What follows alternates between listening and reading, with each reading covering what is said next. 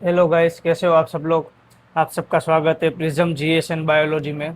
तो आज का जो हमारा 11 अगस्त का जो भी न्यूज़पेपर है द हिंदू का, उससे जो भी इम्पोर्टेंट टॉपिक्स थे उसके ऊपर आज हम डिस्कस करने वाले हैं। ठीक है, देखिए यहाँ पे 10 अगस्त का policy right and the economy.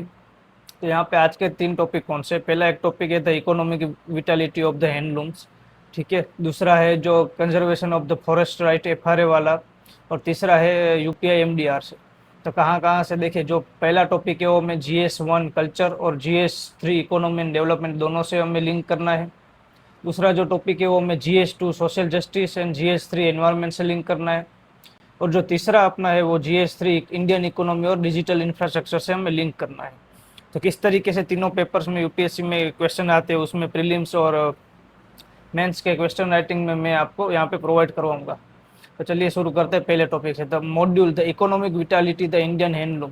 ये इंडियन हैंडलूम पे जो एक अपना पूरा यहाँ पे आर्टिकल है द हिंदू न्यूज़पेपर में, उस के बारे में हम डिस्कस करेंगे। तो उसका मेन कॉन्टेक्स्ट क्या है कि जो हैंडलूम है, हैंडलूम नेशनल हैंडलूम डे वो अगस्त 7 को यहाँ पे हम सेलिब्रेट करते हैं।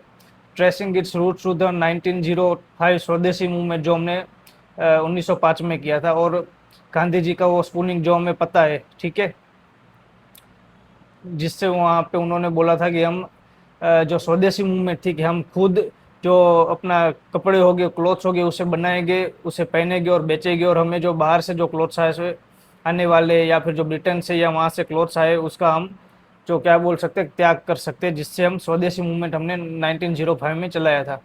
तो किस तरीके से इकोनॉमी के साथ भी अपने को लिंक करनी है, और कल्चर के साथ भी। ठीक है, क्योंकि देखिए यहाँ पे कल्चर चीज़ ज़्यादा है, जैसे कि तंगालिया वेवन फ्रॉम द गुजरात। ठीक है, उसके बाद अपना जो चीज़ थी कि जो गुजरात का ये जो टेंगाले वुवन था, वो अभी अभी ग्लोबल स्पॉटलाइट हुआ via the in the Hollywood. जो उसका जो अपना एक्टर है, वो उसका नाम क्या है, ब्रैड पीट, जिसने F1 फिल्म में उस चीज़ को पहना था। ठीक है, जो टंगालिया वेवन है गुजरात का, उसको। तो वहाँ से वो न्यूज़ में आया था, और उसके बाद जो से अपने अगस्त 7 को उसका हम नेशनल हैंडलूम डे भी सेलिब्रेट करते हैं। तो उस सभी चीज़ों से यहाँ पर हमारे लिए देखने लायक है। क्योंकि अगर हम इकोनॉमी को क्यों से लिंक करें, क्योंकि हमें देखिए यहाँ पे डाटा हमारे पास है कि 35+ लाख जो भी अपने वेवर्स है और जो भी एलाइड वर्कर्स है, वो यहाँ पे सपोर्टेड। वेवर्स मतलब कि जो बुनने वाले, जो एक तरीके से उसे बनाते, जैसे कि ये इस तरीके से हमें जो भी कपड़े होते हैं उसे बनाते, उसे बुनते, उसे हम बोलते हैं वेवर्स। और उसके साथ भी जो काम करते हैं वो वर्कर्स, वो कितने 35+ लाख। तो देखिए उसमें क्या कितना बड़ा अपना जो पॉपुलेशन है वो जुड़ा हुआ है। तो उनकी जो भी रोजगारी है, ठीक है, वो भी उनके साथ जुड़ी हुई है। उनका वो उनसे जो अपना इनकम होते हैं वो जनरेट करते हैं, और उन्हीं इनकम से उनका घर चलता है। उसके अलावा देखिए कि 31+ लाख के household reliant on the sector. Household यानी कि घर से जो भी चीज़ें चलाते बन करते हैं। और 70% of the female work force are related to this rural, जो रूरल वुमन इकोनॉमी है उसके एम्पावरमेंट में। हमें पता है कि जो गाँव में जो भी हमारे महिलाएं होती है, ठीक है, वो वहाँ पे किस तरीके से वो जो अपना कपड़े वाली चीज़ें होती है उसे वहाँ पे उस जो भी फील्ड है उसके साथ जुड़ी हुई है। तो वो भी 70% है। और 15% जो अपना इंडिया टोटल क्लॉथ प्रोडक्शन है। इसलिए आप सबको पता होगा कि जो अपना अहमदाबाद है गुजरात में, उसे हम मानचेस्टर कहते हैं। ठीक है, मानचेस्टर ऑफ इंडिया। तो वो किस लिए कहते हैं, क्योंकि 15% ऑफ द इंडिया जो क्लॉथ प्रोडक्शन है वो हो रहा है। तो यहाँ पे इकोनॉमिक की तरीके से क्यों वहाँ पे वो हमारे लिए इम्पोर्टेंट है, वो सभी फैक्टर हमारे लिए यहाँ पे है। और दूसरी चीज़ यहाँ पे हमें देखने की बात है कि देखिए द ओल्ड पैराडिगम क्या है प्रिजर्वेशन की। पहले क्या देखते थे कि पहले वो लोग उसको एक ट्रेडिशनल सब्सिडीज की तरह ही देखते थे। उसको हम एज अ इकोनॉमी नहीं देखते थे कि वहाँ से हम इनकम जनरेट कर रहे हैं, और वो वहाँ पे जो कई सारे लेबर्स है, जो वर्कर्स है, वो उनके साथ जुड़े हुए हैं, जिनकी वहाँ पे इनकम जनरेट हो रही है, उनके घर चल रहे हैं। ठीक है, उन्हीं उनके इनकम से सभी चीज़ें चल रही है। तो वहाँ पे बहुत से लोग हैं। और दूसरी ये चीज़ है कि ऐसे जो भी हैंडलूम वगैरह जो चीज़ है वो उसे आज हम जीआई टैग भी मिलते।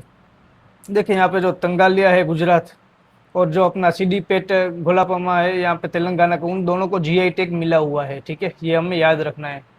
यहीं से भी क्वेश्चन आ सकते हैं आपको कि जीआई टैग इन दोनों में से ऑप्शंस होंगे, उसमें से आपको बोलेगा कि किसको जीआई टैग मिला हुआ है। ओडिशा वाले को अभी तक जीआई टैग उसको भी मिला है। और ये जो बदतुरंग है वो यहाँ पे राजस्थान में भी है, तो राजस्थान वाले को जीआई टैग नहीं मिला है, ठीक है, पर इसको जीआई टैग मिला है क्राफ्ट। तो वही चीज़ यहाँ पे हमें देखनी है कि किस तरीके से किससे जीआई टैग मिला है। क्या वो कल्चरली तो कनेक्टेड है कि पहले लोग अपने हाथों से जो वूवन करते थे, जो अपने कपड़े बनाते थे, जो चीज़ें करते थे, उससे वो उनका रोजगारी चलती थी। बट आज इकोनॉमी के लिए भी इम्पोर्टेंट है, क्योंकि अच्छी खासी जो हमारे क्लॉथ्स की फैक्ट्रीज है वो इंडिया में है, अच्छे ऐसे शहर में, जो मुंबई है, अहमदाबाद है, और कई ऐसी जगह पे जहाँ पे अवेलेबल है, ठीक है, जिसकी वजह से जो हमारा कई सारे वर्कर्स उससे जुड़े हुए हैं। तो एज ए इकोनॉमी भी वो हमारे लिए इम्पोर्टेंट है, ठीक है। देखिए अभी के न्यू पैराडिगम क्या है कि position as a premium sustainable lifestyle product, और अभी वो जेन जेड में भी वो देखने को मिल रहे हैं, जो डिज़ाइनर होते हैं, जो हम बोलते हैं ना कि ये फैशन डिज़ाइनर है, कई लोग को हम बोलते हैं, फिर अलग अलग जो क्लोथ्स होते हैं उसकी एडवर्टाइजमेंट आती है, जो उसके सेलिब्रिटीज़ होते हैं वो उसके एम्बेसडर बनते हैं। तो ये चीज़ मतलब ग्लोबल ब्रांड की तरफ भी देखी जा रही है, जैसे कि हमने यहाँ पर भी देखा था कि जो ब्रैड पीट एक्टर है, जो F1 फिल्म में उसने या जो गुजरात का तंगालिया वेवन है उसको पहना था, कि जिसके वजह से उसे ग्लोबल पहचान मिली गुजरात के तंगालिया वेवन को, और वो वहाँ पे फेमस हो गया और आज वो न्यूज़ में चर्चा में है, ठीक है।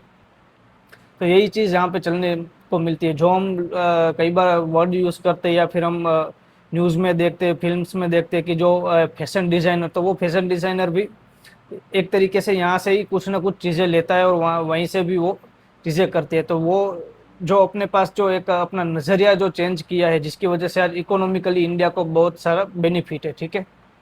तो यही चीज़ है। फिर इससे रिलेटेड यहाँ से हमें क्वेश्चन क्या आ सकते हैं उसके बारे में हम देखेंगे। देखिए एक प्रीलिम का क्वेश्चन मैंने आपको यहाँ पे दिया हुआ है, साथ में हालांकि यहाँ पे आंसर भी है और यहाँ पे एक्सप्लेनेशन भी है। Following statement regarding the India handloom sector. तो देखिए ऐसे आपको स्टेटमेंट वाले क्वेश्चन यूपीएससी में आते ही है कि उसका डे कौन सा था, फिर कितने परसेंट वहाँ पे वुमन या फिर मैन वो है, और वो कौन सा कहाँ का है। देखिए यहाँ पे क्या लिखा है कि तेंगलिया वेवन एंड सिडिपेट कोलेबन are the GI tag craft belonging to Gujarat and Telangana respectively. तो ये जो तीसरा वाला है वो सही है। फिर the sector is predominantly male dominated with man comprising the workforce. तो ये गलत है, क्योंकि वहाँ पे 70% वुमन है। और National Handloom Day is observed on the August 7 to commemorate on the launch the swadeshi movement in 1905। तो आपके आंसर क्या है, 1 and 3 ओनली, ठीक है। क्योंकि यहाँ पे अगर मैन की जगह यहाँ पे अगर वुमन होता, ठीक है, तो ये क्वेश्चन भी सही होता, मतलब ये भी ऑप्शन सही होता, तो यहाँ पे आंसर डी आता। उसके बाद देखिए मेंस के लिए क्या क्वेश्चन है कि the Indian handloom sector is not merely a cultural relic but a strategic economic asset. Evaluate this statement and suggest the measures to make the sector globally competitive.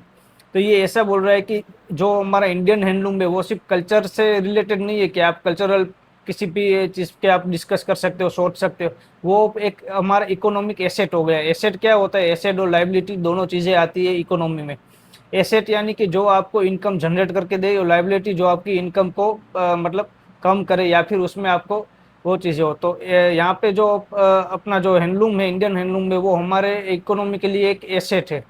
तो उसे हम किस तरीके से इस क्वेश्चन के आंसर में उसे हम जस्टिफाई करेंगे, किस तरीके से हम अपने आंसर को फ्रेम करेंगे, उसके लिए भी मैंने आपको चीज़ें दी है कि आपको पहले इंट्रोडक्शन लिखना है कि स्वदेशी मूवमेंट वाला आप लिखिए, फिर आप उस ये सभी चीज़ें लिखिए। उसमें के बाद आप बॉडी में लिखिए इकोनॉमी एसेट के कितने वर्कर्स है, कितनी परसेंट महिला उनके साथ जुड़ी हुई है, फिर उनके कितनी फैक्ट मतलब परसेंटेज वाइज जो उसका प्रोडक्शन है क्लोथ्स का वो इंडिया में कितना हो रहा है, तो वो इकोनॉमिक एसेट है। फिर स्ट्रक्चरल चैलेंजेस हम देख सकते हैं कि मार्केट में हमारे किस तरीके से कॉटन या फिर जो क्लोथ्स चल रहे हैं, क्योंकि कई ऐसी कंट्रीज है जो इस फील्ड में हमसे आगे है या फिर हमारे साथ कंपटीशन कर रहे हैं, जैसे कि बांग्लादेश। उसके भी जो क्लोथ्स है वो भी बहुत क्लोथ्स वाले जो उसके सेक्टर है उसमें भी वो बहुत आगे मैन्युफैक्चरिंग वाले। तो वहाँ पर वो हमें कंपटीशन दे सकता है। तो वहाँ से उसके लिए कौन सी चैलेंजेस है, हमारे इंडिया में कौन सी चैलेंजेस है, उसे हम किस तरीके से ओवरकम कर सकते हैं, जो भी अपना चीज़ें हो सकती है, ठीक है, पॉलिसी वगैरह या जो भी आप उसमें आपके पास नॉलेज है, ठीक है। उसके बाद हम स्ट्रेटेजिक मेजर देख सकते हैं कि किस तरीके से हमें पॉलिसीज चेंज करनी चाहिए, हमें जो भी जीआई टैक्स मिले हैं यहाँ पे इन सभी को उनका हम किस तरीके से यूटिलाइज करें।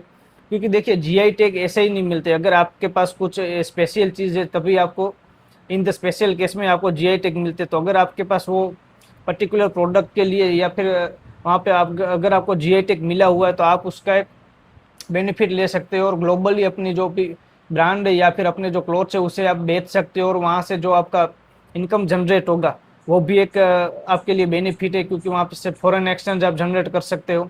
तो जीआई टैग मिलने के बाद उसका हम किस तरीके से as a economic asset use करें वो भी यहाँ से हम लिख सकते हैं। तो ये बॉडी में ये आएगा, और फिर वे फॉरवर्ड में हम लिख सकते हैं कि किस तरीके से इस चीज़ को हमें आगे बढ़ाना है। और ऐसी कई इंडियन हैंडलूम के अलावा भी और हमारे इंडियन कल्चर में ऐसी कई चीज़ें हैं जिसे हम आगे बढ़ा सकते हैं, जैसे कि कोई फुटवेयर में अगर हो या फिर दूसरी और किसी चीज़ में हो तो उसमें हम आगे बढ़ सकते हो, और यहाँ से हमारा जो इकोनॉमिक एसेट है उसे हम जनरेट कर सकते हैं हमारे कंट्री के लिए और हमारे यहाँ के पॉपुलेशन के लिए।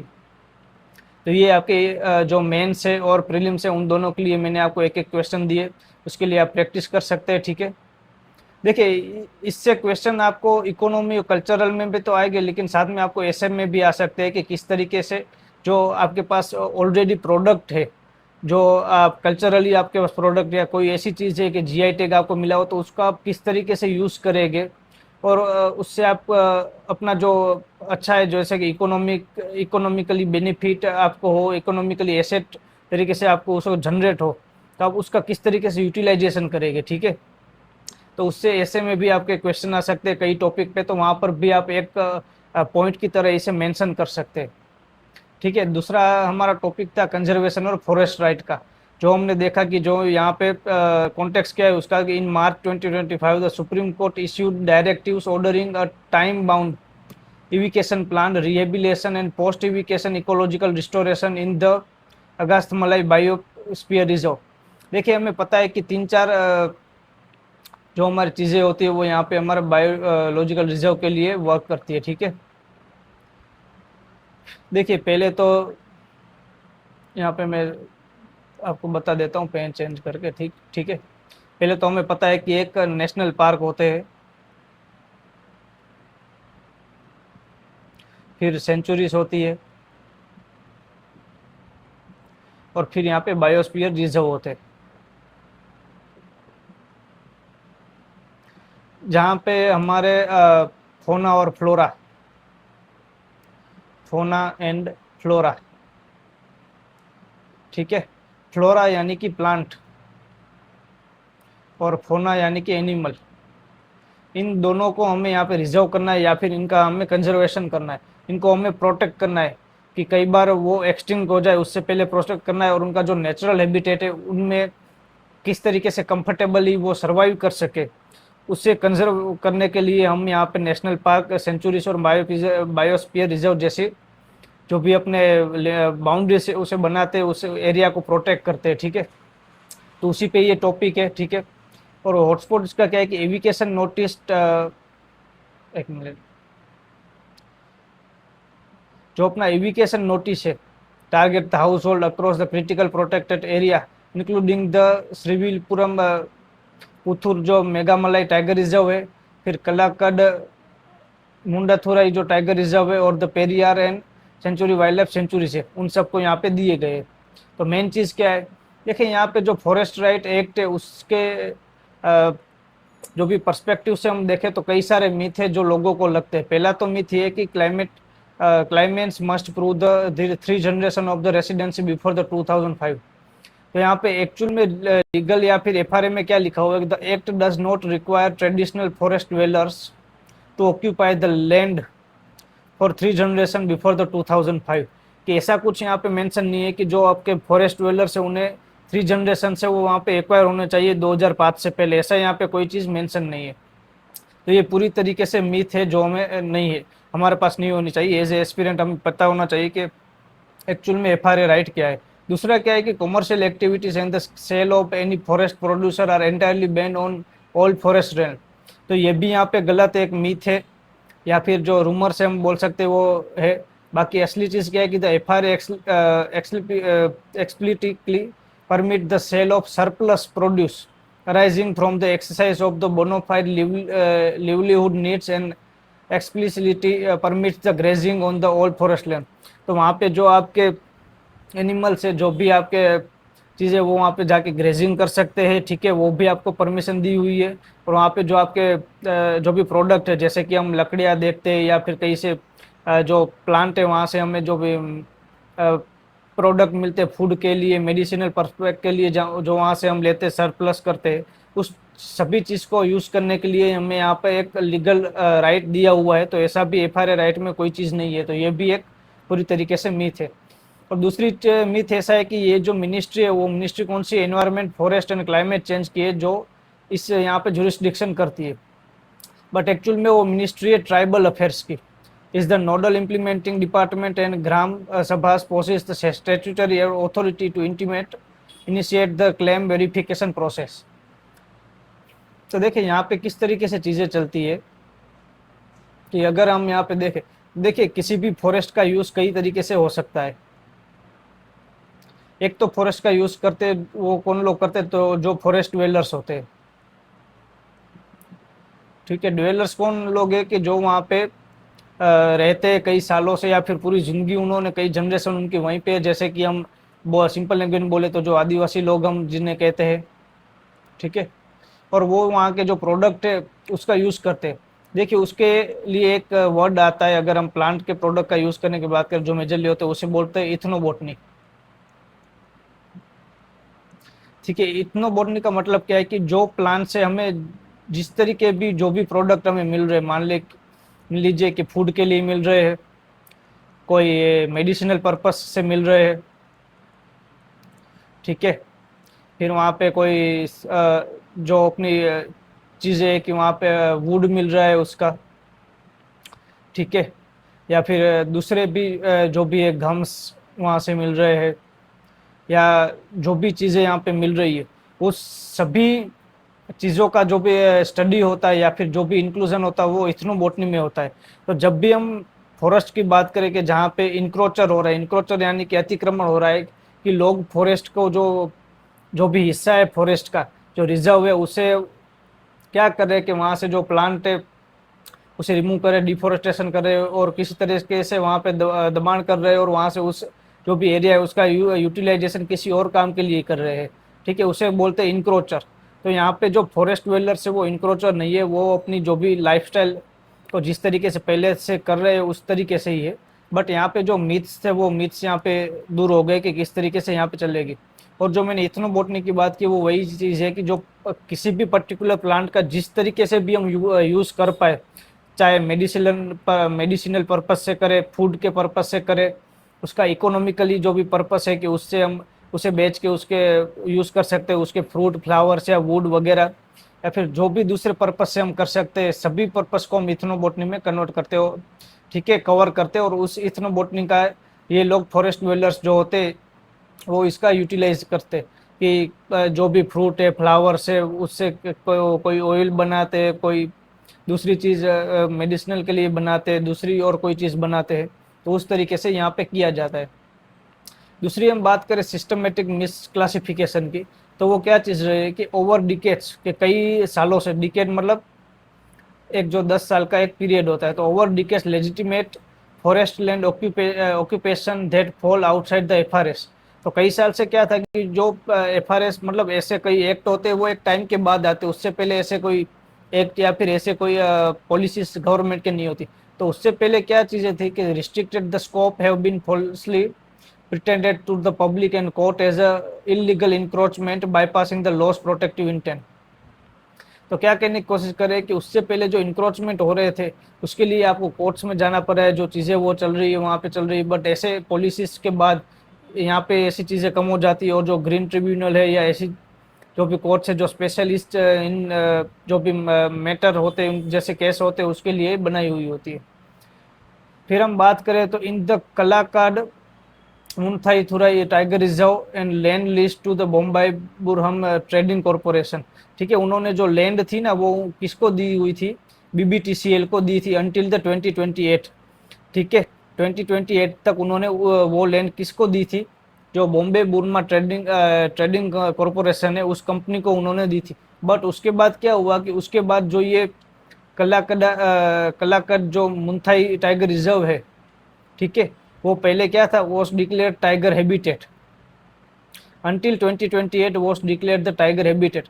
तो पहले क्या था कि वो 2028 तक उन्होंने उस चीज को टाइगर हैबिटेट बोला था, रिजर्व नहीं बोला था। उसके बाद उन्होंने चेंज किया, the eviction notice prompt to voluntary retirement scheme of for the tea estate and the Papanasam dam workers and effectively circumvented their FRA right. तो अब ये लोग ऐसा बोल रहे हैं कि जो केएमटीएन ने लीज की थी वो बाईपास कर दिया, क्योंकि अब वो वहां से टाइगर हैबिटेट के बदले टाइगर रिजर्व हो गया है, और उन्हें बोल दिया गया है कि आप वॉलंटरी वहां से चले जाओ और जो एफआरए राइट है उसको आप फॉलो करो, उसके आप अगेंस्ट मत जाओ।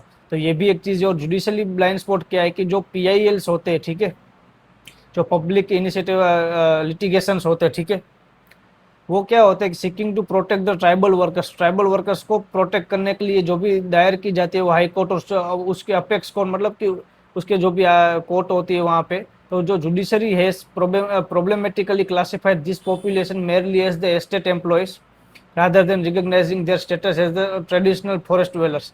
तो उन्हें क्या लगता है कि वो जो है वो किसी एस्टेट या फिर किसी कंपनी के एम्प्लॉय है, उस तरीके से उन्हें ट्रीट करते हैं और उन पे उस तरीके से जो भी केस चलता है उस तरीके से केस चलता है। बट एक्चुअली में वो ट्रेडिशनल फॉरेस्ट ड्वेलर्स होते हैं, जो कि अपनी पूरी ज़िंदगी से कई जनरेशन से वहीं जंगल में रहते हैं, और उनके जो फॉरेस्ट का जो भी प्रोडक्ट होता है उस फॉरेस्ट के प्रोडक्ट को वो बाहर सेल करते हैं मार्केट में, ठीक है, और वहीं पे वो अपने जो भी पूरी ज़िंदगी है वो चलाते हैं। तो ऐसी कई चीज़ें होती है कि जिसकी वजह से जो वेपनाइजेशन ऑफ द इंक्रोचर टैग, उनके ऊपर ऐसे इनका टैग लगा दिया जाता है कि ये लोग जो है वो अतिक्रमण कर रहे हैं।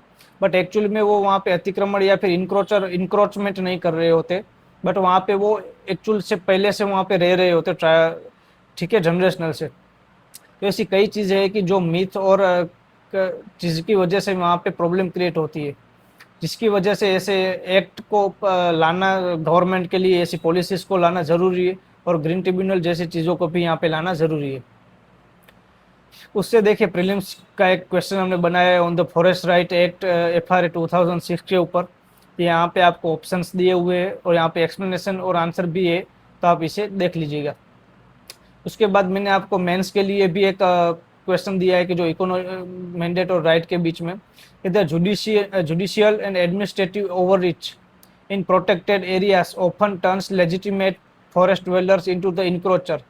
तो ये लोग क्या बोल रहे हैं, इस क्वेश्चन को मैं आपको थोड़ा समझा देता हूँ कि ये ऐसा बोल रहे हैं कि कई बार क्या होता है कि जो जुडिशली होती है और जो एडमिनिस्ट्रेशन होता है वो ओवररीच कर जाते हैं, मतलब कि उस चीज़ को जो लिमिट में सोचना होता है या फिर जो चीज़ देखनी होती है उससे ज़्यादा देख लेते हैं। और जो एक्चुअल में जो फॉरेस्ट ड्वेलर्स है, ठीक है, कि जो वहाँ पे कई सालों से वहाँ पे फॉरेस्ट में ही उनका पूरी लाइफ गई है, उनकी जनरेशन भी वहाँ पर थी, उसको वो फॉरेस्ट ड्वेलर्स की जगह वो उन्हें इनक्रोचर की तरह देखते हैं। इनक्रोचर यानी कि जो लोग अतिक्रमण कर रहे हैं, तो वो इस तरीके से फॉरेस्ट को प्रोटेक्ट करना चाहते हैं कि जैसे कि वो लोग वहाँ पे अतिक्रमण करके फॉरेस्ट को बिगाड़ रहे हैं, और जो अपना रिजर्वेशन है, जो अपने लैंड का रिजर्वेशन है या फिर कंजर्व कर रहे हैं किसी फॉरेस्ट को, फॉरेस्ट एरिया को, उसमें वो प्रॉब्लम क्रिएट कर रहे हैं, उस तरीके से वो देखते। हालांकि उन्हें इस तरीके से देखना चाहिए कि वो कई जनरेशन से जो आदिवासी लोग हैं, जो फॉरेस्ट ड्वेलर्स है, वो वहाँ पे रह रहे हैं और जो फॉरेस्ट के प्रोडक्ट है, ठीक है, उसका यूज़ करके वो अपनी ज़िंदगी जी रहे हैं। तो यहाँ पे कई बार ओवर रिच भी गवर्नमेंट या फिर जुडिशरी करती है, जिसकी वजह से भी कई बार जो कॉन्फ्लिक्ट होता है उन लोगों के बीच वो क्रिएट होता है। तो ये ओवर रिच वाली चीज़ को मैं हाईलाइट कर रहा हूँ, आप जब भी इसे देखें तो इसको ध्यान में रखें और उस तरीके से अपना आंसर को लिखें, ठीक है।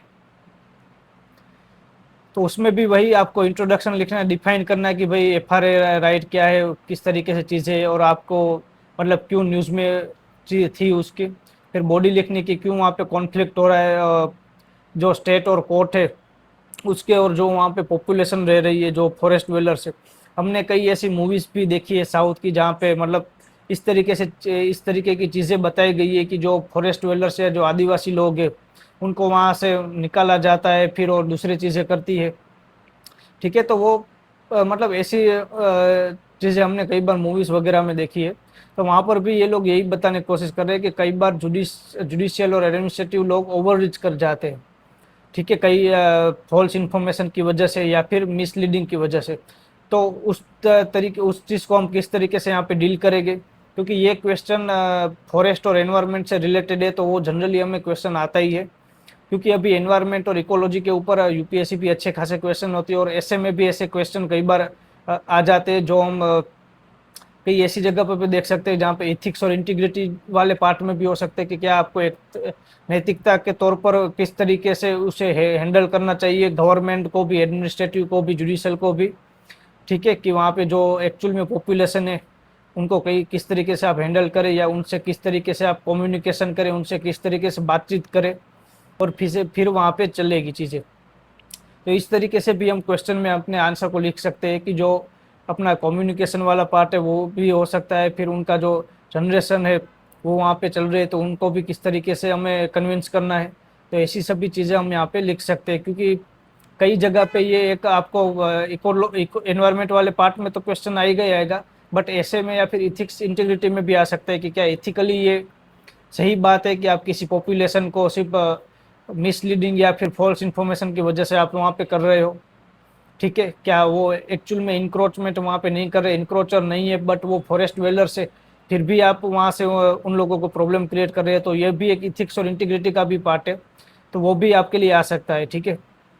तो वो भी आपको बॉडी में आप लिख सकते हैं, उसे मेंशन कर सकते हैं अगर आपको लगे तो। और वे फॉरवर्ड किस तरीके से जो वाइल्ड लाइफ प्रोटेक्शन एक्ट है वो कई प्रोटेक्शन एक्ट को आप देख सकते हैं, फिर आप देख सकते हैं कि मिनिस्ट्री यहाँ पे कौन सी है, ट्राइबल अफेयर्स वाली है तो उसका भी रोल क्या है, ठीक है। और दूसरे भी जो हमारे वाइल्ड लाइफ के रिलेटेड जो भी हमारे एक्ट है इंडिया में उसको भी आप स्टडी करके उसके ऊपर से भी वो आप आंसर जनरेट कर सकते हैं यहाँ पे। तो ये दूसरा टॉपिक यहाँ पे हमारा कंप्लीट होता है, और तीसरा टॉपिक हमारा है यूपीआई पे, UPI and the cost of the policy reversal. तो किस कॉन्टेक्स्ट में है, तो government proposal seeks to amend the section 10A of the payment and settlement act 2007 via the taxation and the other laws. अब government ऐसा बोल रही है कि हम जो यूपीआई जो अभी तक हमारा फ्री था, जो टैक्स फ्री था, उससे हम टैक्सेबल बनाएंगे, उस पर अब हम टैक्स लगाएंगे। तो उसी पे पूरे यहाँ पे हम डिस्कस करने वाले हैं, ठीक है। The proposal is reversing the decade long policy by the imposing a merchant discount rate MDR of 0.25% to 0.5% on the UPI transaction above 2000, ठीक है। तो 2000 के ऊपर यहाँ पे ये टैक्स लगने वाला है। तो अभी आप इस चीज़ को पूरी तरीके से याद रखिएगा, आगे हम उस पर अभी डिस्कस करेंगे क्या कितना अमाउंट था, ठीक है, अबव द 2000।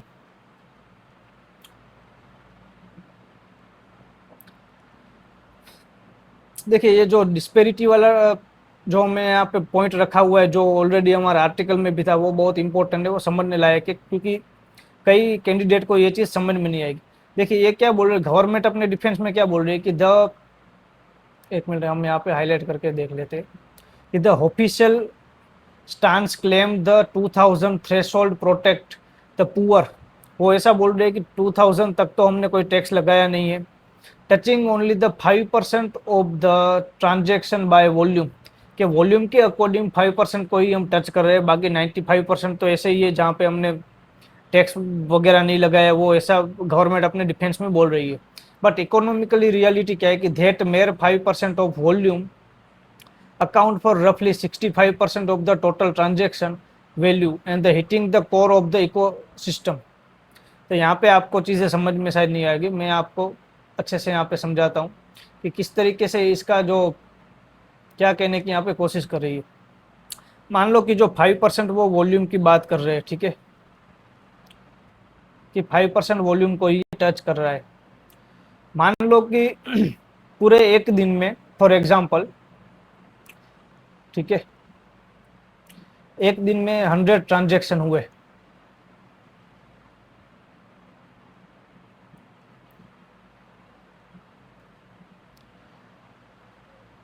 ठीक है, उसमें से जो 95 ट्रांजेक्शन थे वो सिर्फ 100 रुपीज़ के थे, तो इसका टोटल कितना हुआ 9500 रुपीज़। बट जो 5 ट्रांजेक्शन थे, ठीक है, वो थे 20,000 रुपीज़ के, तो इसका टोटल कितना हुआ 1 लाख। तो अगर आप यहाँ पे वैल्यू के हिसाब से देखें तो वैल्यू के हिसाब से ऑफकोर्स 1 लाख रुपीज़ ज़्यादा है, ठीक है, सीधी सी बात है 1 लाख रुपीज़ ज़्यादा है और 9500 कम है। तो यहाँ पे गवर्नमेंट ऐसा बोल रही है कि जो हमने 5% वॉल्यूम की हम बात कर रहे हैं कि जहाँ पे 5% वॉल्यूम कोई इम्पेक्ट कर रहा है, बट रेवेन्यू तो ऐसा बोल रहा है कि वो 65% जो टोटल वैल्यू है उसे इम्पेक्ट कर रहा है। देखिए वॉल्यूम और वैल्यू दोनों में डिफरेंस है।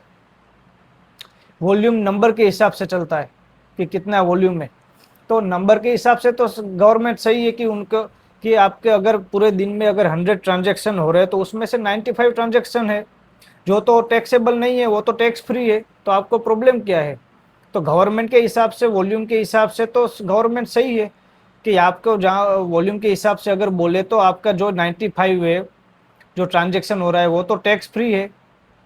ठीक है, वहाँ पर तो किसी भी तरह का टैक्स नहीं लग रहा है, क्योंकि वो जो 95 जो ट्रांजेक्शन है वो कितने हैं, जो 100 रुपीज़ का हमने ट्रांजेक्शन किया इस लेस देन 2000 रुपीज़। गवर्नमेंट ने क्या बोला कि अगर 2000 रुपीज़ से ज़्यादा का अगर अमाउंट होगा तो वहाँ पे हम 5% जो है वो टैक्स लगाएंगे। ठीक है, गवर्नमेंट ने ऐसा बोला। तो गवर्नमेंट तो ऐसा बोल रही है कि अगर आप वॉल्यूम के हिसाब से देखें, नंबर के हिसाब से देखें तो सबसे ज़्यादा तो जो हम बोलते हैं tax free amount, tax free है सब कुछ, यहाँ पे कहाँ पे हमने टैक्स लगाया है। बट अगर आप वैल्यू के हिसाब से देखें, रेवेन्यू के हिसाब से, तो रेवेन्यू के हिसाब से 65% जगह पे टैक्स लग रहा है। क्यों लग रहा है, क्योंकि जो अमाउंट है यहाँ पे, जो वैल्यू है वो वहाँ पे बड़ा है। अगर आप नंबर के हिसाब से या वॉल्यूम के हिसाब से देखें तो वो कम है, बट वॉल्यूम वैल्यू के हिसाब से यहाँ पे ज़्यादा है। तो यही चीज़ यहाँ पे आपको जो है समझाने की यहाँ पे कोशिश मैं कर रहा हूँ कि जो इस आर्टिकल में लिखा हुआ है, ठीक है, जो यहाँ पे गवर्नमेंट ऐसा बोल रही है कि हम 5% वॉल्यूम पे ही सिर्फ यहाँ पे टैक्स लगा रहे हैं। गवर्नमेंट सही है, क्योंकि यहाँ पे देख लीजिए यहाँ पे लिखा हुआ है कि government official stands claim the 2000 threshold protect the poor and touching only 5% of the transaction by volume. क्या बोल रहे हैं कि जो हमारा टैक्स लग रहा है वो तो 5% वॉल्यूम पे ही लग रहा है, टैक्सेबल जो अपनी चीज़ है, बाकी 95% जो वॉल्यूम के हिसाब से, याद रखिएगा वॉल्यूम के हिसाब से 95% तो टैक्स फ्री है। बट एक्चुअल में आप यहाँ पे देखें वैल्यू के हिसाब से, ठीक है, तो वैल्यूज के हिसाब से जो 65% हम बोल सकते हैं वहाँ पे तो टैक्स लग रहा है। तो यहाँ पे आप मतलब कॉन्सेप्ट को समझने की कोशिश कीजिए कि वॉल्यूम के हिसाब के, वॉल्यूम मतलब इन द सेंस ये वॉल्यूम मतलब नंबर के, नंबर के हिसाब से तो गवर्नमेंट सही है कि मान लो कि अगर यहाँ पे 100 ट्रांजेक्शन हो रहे हैं तो उसमें से 95 ट्रांजेक्शन तो 200 जो 2000 रुपीज़ है, 2000 रुपीज़ है, उससे एक छोटे ट्रांजेक्शन है तो वहाँ वो तो टैक्स फ्री है। बट जो 5 ट्रांजेक्शन हो रहे हैं जिसका अमाउंट है जो 2000 रुपीज़ उन्होंने दिया है, जो उन्होंने लिमिटेशन दी है उससे ज़्यादा है, तो वहाँ पर तो टैक्स लग रहे हैं 5%। तो वैल्यू के हिसाब से यहाँ पे जो चीज़ें रेवेन्यू के हिसाब से वैल्यू के हिसाब चल रही है वहाँ पे तो टैक्स ज़्यादा लग रहा है। बट अगर हम वॉल्यूम के हिसाब से देखें, गवर्नमेंट के हिसाब से देखें तो वहाँ पे टैक्स नहीं है। तो ये दोनों चीज़ें यहाँ पे चल रही है, जो कि एक चीज़ जो हम बोल सकते हैं कि आई है। ठीक है, तो ये बिल अपना लोकसभा में भी आया, किस तरीके से यहाँ पे चीज़ें चलेगी। बाकी यहाँ पे मैकेनिक्स को देखिए कि UPI act as a interface connecting consumer and merchant, consumer और मर्चेंट को देखते हैं। हम भी चाहते हैं छोटी मोटी चीज़ें लेने के लिए वहीं पर, तो हम बोलते हैं उन्हें कि भाई आप अपना क्यूआर कोड दीजिए तो मैं उसे स्कैन करके पेमेंट कर दूंगा। एक कैशलेस चीज़ है, डिजिटल चीज़ है, बट वहाँ पे सामने फ्रॉड भी ज़्यादा होते हैं। तो ये फ्रॉड वाली चीज़ भी हमें याद रखनी है कि कई बार जो कोई ऐसे लोग होते हैं जिन्हें इतना पढ़ा लिखा नहीं होता, जो इतने इलिटरेट मतलब इतने पढ़े लिखे नहीं होते, लिटरेट नहीं होते, उनके साथ फ्रॉड भी होते बड़े बड़े अमाउंट के। तो वो भी यहाँ पे एक चीज़ है। बट डिजिटल इंडिया की अगर हम बात करें, ठीक है, जो यहाँ पे हमने बात की थी कि जो हमने 2016 में जो अपना एक अपना एक्ट आया था, अपना जो बिल पास किया था, वहाँ पर तो हमने बात की थी कि हम इंडिया को डिजिटल बनाएंगे। ठीक है, हमने फिर बोला था कि हम कैशलेस इंडिया बनाएंगे। तो अगर आप डिजिटल और कैशलेस की बात कर रहे हो तो यहाँ पे जो आपने टैक्स की बात की यूपीआई पे, वो तो किस तरीके से फिर चलेंगे। तो वही वहाँ पे ट्रिकी चीज़ चल रही है टू साइडेड मार्केट पे। और वहाँ पे क्या चीज़ है कि taxing two sided market is tricky, friction introduce on either side degrade the whole network. कि यहाँ पे क्या बोल रहे हैं कि ये मर्चेंट पे ही टैक्स लगेगा, कंज्यूमर पे टैक्स नहीं लगेगा। तो वो भी एक कहीं ना कहीं प्रॉब्लम है कि while cost the nominal fall on merchant they are inevitably pass to consumer और absorb by banks and eroding margin. अगर ऐसा होगा तो फिर जो मर्चेंट्स हो गए, जो दुकानदार हो गए, वो तो बोल देंगे कि भाई अगर 2000 के ऊपर का अगर आपका जो भी ट्रांजेक्शन है, अगर 3000 का 5000 का आपने कोई खरीदी किया है कहीं पे भी, अगर आप क्लॉथ्स लेने जाओगे, आप को सुपरमार्केट में जाओगे, तो वो लोग बोल देंगे कि भाई आप कैश दीजिए, क्योंकि अगर आप यूपीआई कर रहे हैं हमें, तो उस पर हमें 5% का हमें टैक्स लग रहा है। तो वो टैक्स तो फिर वो अपने पॉकेट से तो नहीं देंगे, क्योंकि अगर मर्चेंट को ही लग रहा है। अगर कंज्यूमर और मर्चेंट दोनों को लग रहा है तो ठीक है, तो वहाँ पर भी कॉन्फ्लिक्ट हो सकता है। कंज्यूमर ऐसा बोल सकता है कि नहीं मैं यूपीआई करूंगा, मर्चेंट ऐसा बोल सकता है कि हम यूपीआई एक्सेप्ट नहीं करेंगे। तो कहीं ना कहीं ये कॉन्फ्लिक्ट की बात है, क्योंकि अगर दोनों साइड पे कंज्यूमर और मर्चेंट दोनों साइड पे अगर टैक्स लगता आधा या फिर जो भी तरीके से, तो शायद दोनों एग्री होते कि आप कैश दे दीजिए या फिर यूपीआई कीजिए, कैशलेस कीजिए। बट यहाँ पर कंज्यूमर और मर्चेंट के बीच बीच में भी जो कॉन्फ्लिक्ट है वो रहेगा। और जो यहाँ पे हमने वॉल्यूम और वैल्यू की बात की, वहाँ पर भी प्रॉब्लम हो सकती है। उस चीज़ को भी जस्टिफाई किस तरीके से हम करेंगे, तो वो सभी चीज़ें चलेगी। तो जीरो एमडीआर फ्लाईव्हील की हम जो बात करें, 2016 में हमने बोला था कि हम डिजिटल इंडिया बनाएंगे, हम कैशलेस इंडिया बनाएंगे, तो उस अकॉर्डिंग तो ये चीज़ नहीं चलने वाली, या फिर कहीं ना कहीं प्रॉब्लम क्रिएट कर सकती है। ठीक है, तो मर्चेंट में रिफ्यूज द यूपीआई, जो मैंने आपको बोला, for a large transaction shifting the behaviour back to the cash and unrecorded transaction. क्योंकि जो यूपीआई हो रहा है वो बैंक टू बैंक हो रहा है। ठीक है, जो आपका ट्रांजेक्शन हो रहा है यूपीआई में, वो क्या हो रहा है, जो अपना बैंक टू बैंक हो रहा है। तो आपके पास रिकॉर्ड रहता है। कई बार अगर कोई प्रॉब्लम हुई तो आप उसे बता सकते हो हिस्ट्री में जाके कि भाई मैंने आपको इस दिन इतना आपको मैंने पेमेंट किया था। बट अगर कैश वाली चीज़ आई तो वो अनरिकॉर्डेड फॉर्म में, आप किसी के आपके पास प्रूफ नहीं है, ना मर्चेंट के पास है ना कंज्यूमर के पास प्रूफ है कि आपने पैसा लिया या फिर आपने पैसा दिया, तो वो भी एक प्रॉब्लम है। फिर मर्चेंट भी रिफ्यूज़ कर सकते हैं ट्रांजैक्शन बढ़ा हुआ, क्योंकि उनके ऊपर टैक्स लग रहा है 5% का। तो वो भी एक कॉन्फ्लिक्ट दोनों के बीच होगा। फिर इनोवेशन स्टेगेशन होगा कि बैंक और फिनटेक जो इंसेंटिव लेके आ रही है कि आप यूपीआई यूज़ करोगे तो वैसी वैसी जो भी ऑफर्स, या फिर जो कई बार हम बोलते हैं कैशबैक जैसी चीज़ें, उनके लिए भी वो प्रॉब्लम होगी। फिर जो फाइनेंशियल एक्सक्लूजन है, ठीक है, यहाँ पे तो फाइनेंशियल एक्सक्लूजन की हम बात करें, जो पोस्ट डिमोनेटाइजेशन के बाद हमने किया, एक तो हमने डिजिटाइजेशन की बात की। ठीक है, कि हम डिजिटल सब कुछ करेंगे और फाइनेंस को इंक्लूड करेंगे, तो वो चीज़ भी यहाँ पे कहीं ना कहीं प्रॉब्लम क्रिएट कर सकती है। तो ऐसी सभी चीज़ें यहाँ पे मैंने आपको प्रीलिम्स के लिए क्वेश्चन दिया हो कि डिजिटल पेमेंट जो फ्रेमवर्क है डीपी, उसके ऊपर क्वेश्चन है कि किस तरीके से वहाँ पे स्टेटमेंट वाले क्वेश्चन है। फिर आपको ऑप्शन भी यहाँ पे दिए हुए आंसर है, और उसका एक्सप्लेनेशन भी आपको यहाँ पे प्रोवाइडेड है। उसके बाद मैंने आपको मेंस आंसर राइटिंग के लिए भी एक क्वेश्चन प्रोवाइड किया है कि treating the digital payment infrastructure as a taxable service rather than a public digital good threatens the financial inclusion, examine this statement in the light and propose the MDR on UPI transaction. तो यहाँ पे जो merchant वाले जो tax की बात कर रहे हैं, मतलब उसके लिए उस पे हमें करना है कि जो आप ट्रीट कर रहे हो डिजिटल पेमेंट इंफ्रास्ट्रक्चर को एज ए टैक्सेबल सर्विस, क्या वो एक्चुअल में वैलिड है, क्या उससे आपको आपकी इकोनॉमी को बेनिफिट होगा। जो भी अभी कैशलेस की हम बात कर रहे थे, जो भी इजीली अब ट्रांजेक्शन हो रहे हैं, कहीं पे भी अगर आपको जाना है तो आपको कैश कैरी नहीं करना है। अगर आप कहीं पे भी शॉपिंग करने जा रहे हो मार्केट वगैरह में, क्योंकि बड़े बड़े अमाउंट 50,000 60,000 के भी ट्रांजेक्शन हो रहे हैं, तो कई बार आप बड़ी चीज़ जैसे होते हैं, जैसे कि आप फ़ोन लेने, स्मार्टफोन लेने जाते हो, लैपटॉप लेने जाते हो, कई ऐसी चीज़ों जहाँ पर कि 50,000 1 लाख तक का ट्रांजेक्शन है, वहाँ पर भी आप यूपीआई से कर सकते हो। तो कैशलेस भी वहाँ पे चीज़ें हो गई है। तो वो भी चीज़ है, तो उसको किस तरीके से हम टैकल करेंगे, जो पब्लिक डिजिटल गुड है उसे कई किस तरीके से हम फाइनेंशियल इंक्लूजन में करेंगे। हाँ, फ्रॉड वाली चीज़ भी है कि कई जगह पे फ्रॉड भी होते हैं, बट वो देखने होगी कि वॉल्यूम को ज़्यादा चीज़ें मिलती है, वैल्यू कम मिलती है, तो वो भी एक डिस्कस का पार्ट है कि क्या ये भी बिल किस तरीके से लोकसभा से पास होने वाला है, या कोई भी डिस्कशन होगी कि नहीं होगी, किस तरीके से चीज़ें होगी। बट अभी लोकसभा से मुझे लगता है ये पास हो गया है, क्योंकि वहाँ पे 2-3 ऐसे बिल थे। एक तो अपना जो ट्रिब्यूनल वाला था वो भी वहाँ पे पास हो गया है। ठीक है, और जो दूसरी चीज एक बिल था जो लोकसभा और राज्यसभा में था, वो भी एक वहाँ पे पास हो गया। तो शायद ये भी चीज़ हो जाएगी। बट ये देखने वाली चीज़ है कि फिर मर्चेंट और कंज्यूमर के बीच का कॉन्फ्लिक्ट किस तरीके से डील करेंगे।